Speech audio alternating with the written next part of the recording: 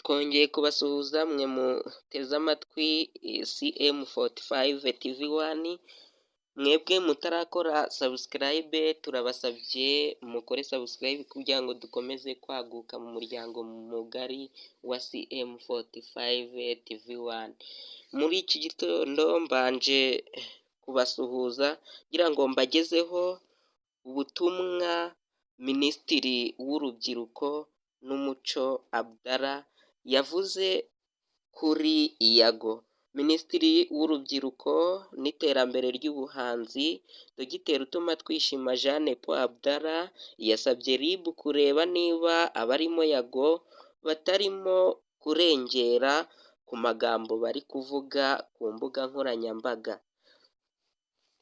Mu butumwa yanyujije kuri X yahoze ari Twitter, Minisitiri Utumatwishima yavuze ko yakomeje gukurikirana ibyo Yago n'abanzi be barimo Sky2, Godfather n'abandi bakomeje kuvuga gusa ngo batangiye kurengera, ariyo mpamvu yasabye RIB kubyinjiramo. Murabyumva namwe ko ibintu biri kuvugwa kuri Yago haba ari Sky2, ibyo bintu nyine Minisitiri Abdallah Utumatwishima, Minisitiri w'Ubuhanzi ashaka kubica, dore ko yahamagarije RIB ngo ibyinjiremo inarebe uburyo bimeze. Nyuma y'uko Minisitiri atanze ubwo butumwa, Yago muri komenti ze yahise avuga ko igihe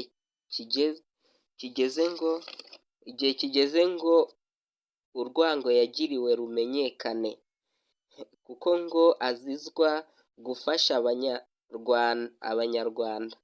Ubwo uri kumva yuko Yago nyine nawe yarenganyijwe ngo azira gufasha abanyarwanda, niyo mpamvu Utumatwishima Abdallah yabyinjiyemo. Twongeye kubasuhuza mwe muteze amatwi. DJ Brian yahise nawe yerekana ko ashyigikiye Minisitiri Utumatwishima, mukore subscribe kugira ngo dukomeze kwaguka mu muryango. N'aba DJ batangiye kubyinjiramo yuko bashyigikiye Minisitiri ko yakinjira muri iki gitondo mbanje kubasuhuza.